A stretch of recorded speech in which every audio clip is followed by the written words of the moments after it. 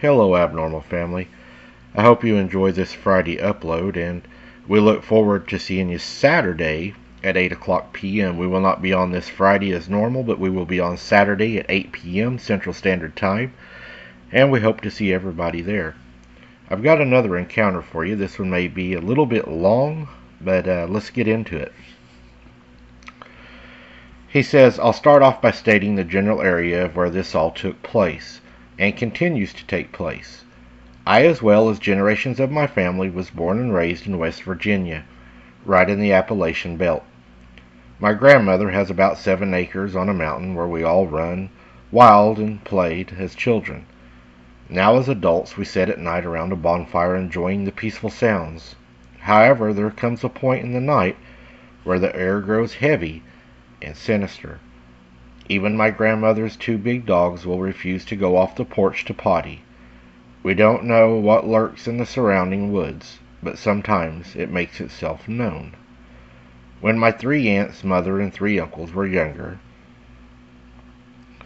they did what all of us do as kids. They roamed the woods. My grandmother's property has what we call a spring house, which is exactly how it sounds. It's a concrete block structure that has a peaceful and fresh spring that runs right through it. It was used before running water was put in the old farmhouse that sits atop the mountain, overlooking the entire property. At that point, the spring house had been worn down and the woods began to overtake it, surrounding it so that it was buried deep. The weird thing about this spring house was that the only opening sat atop of it, so in order to even get into it, you would have to drop down from the top. As kids, you aren't really afraid of much except at night, and it was apparently broad daylight when one of my aunts, we'll call her In, got the idea to just drop in. When she dropped in, all seemed fine. It was pitch dark, but she could feel and hear the water around her. She heard soft breathing and turned to the corners of the spring house. There sat an all-white humanoid creature staring at her. They were both stunned to see one another. The thing had sickly white skin, elongated limbs, and dark holes for facial features. Suddenly, fear pushed her toward, and she began screaming at my other aunt, we'll call her B, to put her up. Her glass slid off of her face, and she hit into the water below. She could feel the thing moving now, and she screamed more. One of my uncles, we'll call him K, yanked her out of the hole, where she began running towards the house. Her fear spurred the entire group, and they all followed her. Eventually, she calmed down enough to tell them all what she saw, and they never went near that spring house again. I'm not sure if she told my grandmother, as my grandmother is very religious, and even to this day she brushes off any paranormal experience we have had at our place because she will just rebuke it. Now the story doesn't end here, it actually is just getting started. Years later, when my aunts and uncles were all grown up with children of their own, the spring house lured some of my cousins and sisters in. They had heard of the white creature down there, but of course they didn't believe my aunts. Kids being kids, they went through the woods until the spring house came into view and planned to drop into it. My cousin dropped down first, my sister lingered over the hole and stared down at her, not dropping in yet. It took all of a few seconds before my cousin heard heavy breathing. Her fear immediately spiked, but she didn't say anything. Instead, she just turned to the sound. My aunt's glasses sat in the water beside the same all-white elongated creature. This time it didn't hesitate and began to stretch out its limbs to move. She scrambled up and out with the help of her sister, and they too booked it back to the house. They told my aunt and mother what had happened, and they didn't deny the creature's existence. But happened, and it was so scary, but it just happened, and they didn't deny the creature, but instead they consoled them as best as they could.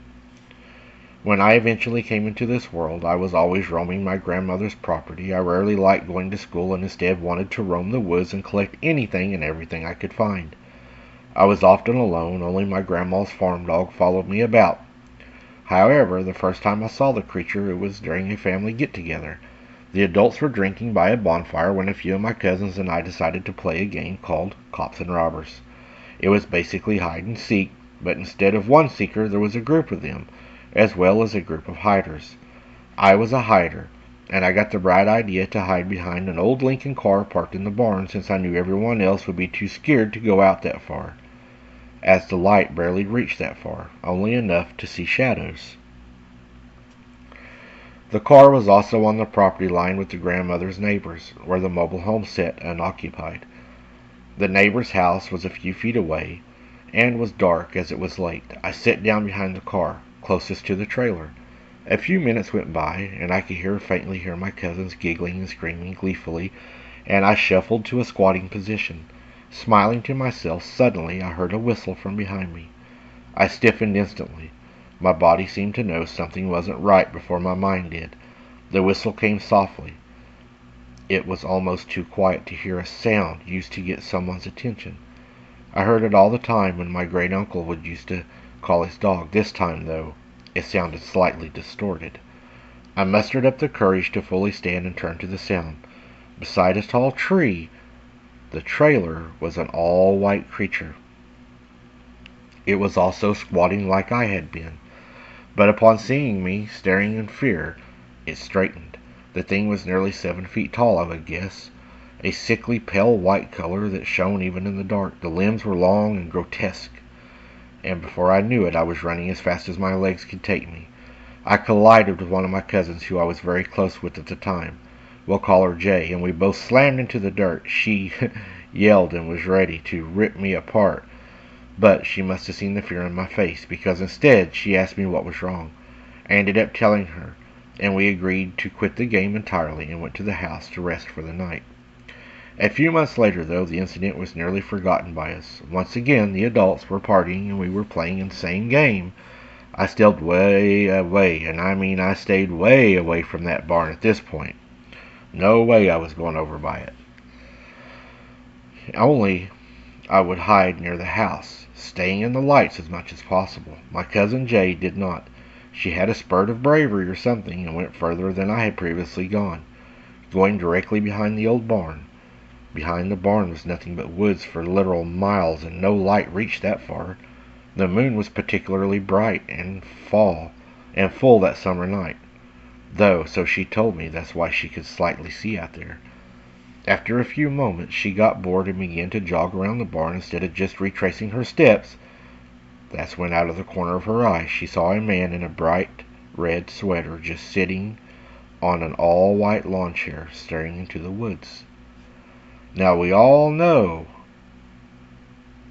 and we all knew who all was there. This man didn't look like any relative of ours or nearby neighbors either. The creepy thing was, he didn't even jump or move when she came by, as if he was frozen. His skin was sickly white like the creature's had been. It almost glowed. Obviously, she ran back to the house calling my name.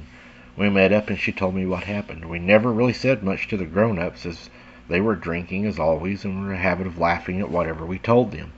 So we took it upon ourselves to investigate. Together we crept toward the barn. We peeked around the corner to see the lawn chair empty. No one around. As we turned to walk back, I heard my name whispered inside the dilapidated barn. Jay heard it too, and her eyes widened. She looked at my face. We both ran, tears in our eyes. That night we slept with my poor grandma smashed up against one another. The whisper still scares me to this day. Just thinking about it sends shivers down my spine. Although the next night we slept in the upstairs spare bedroom, as they call it, and to our horror my grandma's dog kept looking into the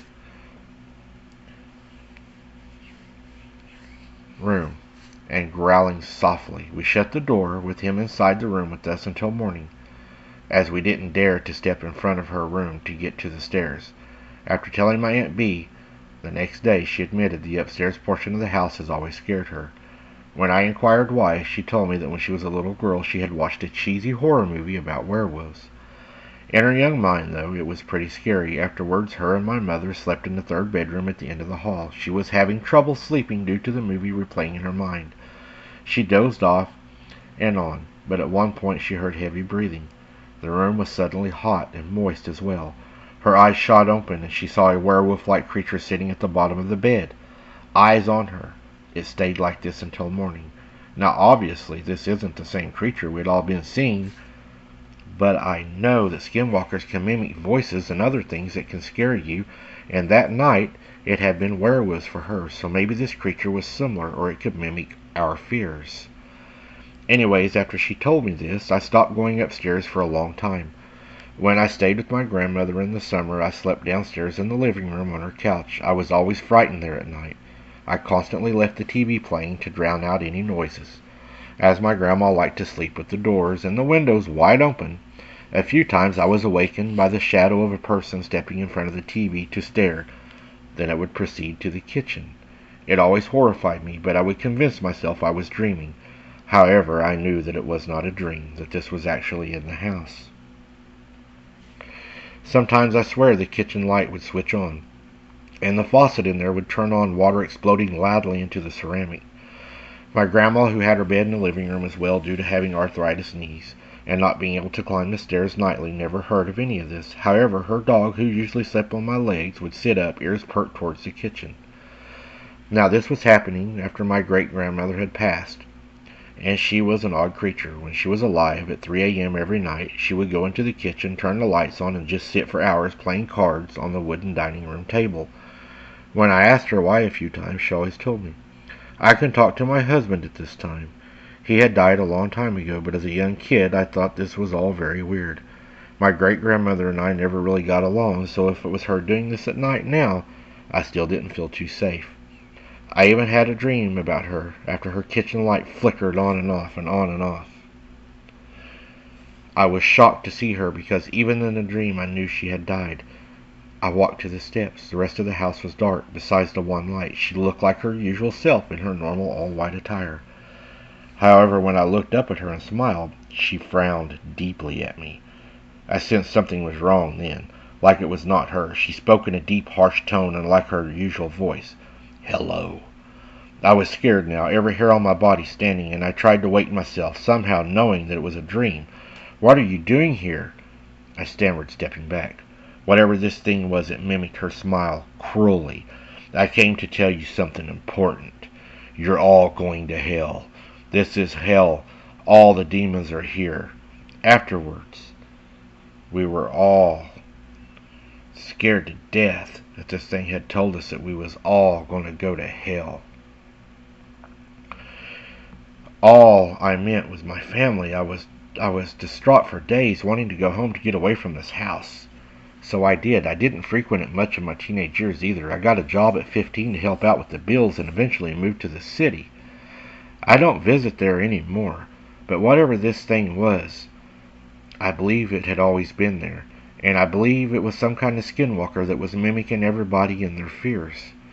And I think it's still there today because my other aunt now lives there, and she is always telling my mom. I sit in the kitchen at night, and I can speak to all of our relatives that have passed. You should come over and try it sometime.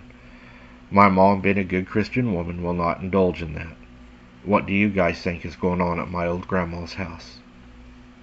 Guys, that's a pretty wild one.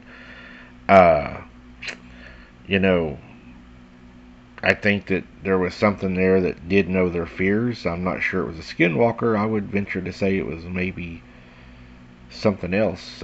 What do you guys think it was? You know, the water coming on and seeing different things that scared everybody. You know, there was a time at my granny's, and I've told you all this story before, when we was playing hide and go seek, and something was hiding with me out behind the barn, and it actually spoke to me, and it was none of my cousins. So if you're playing out in the dark, you might be careful, because some of these things might just come up there and play with you. And it has happened to me. It really did. Scared me to death. I ran inside the house. Everybody took me serious because they knew that I was very terrified when it happened. And these things will do that. Trust me. Let me know what you guys think happened. Thanks for listening, guys. And until next time, keep your head on a swivel. Don't be something's dinner. And we'll see you on the next one. Or I guess I should say Saturday night at 8. Thanks, guys.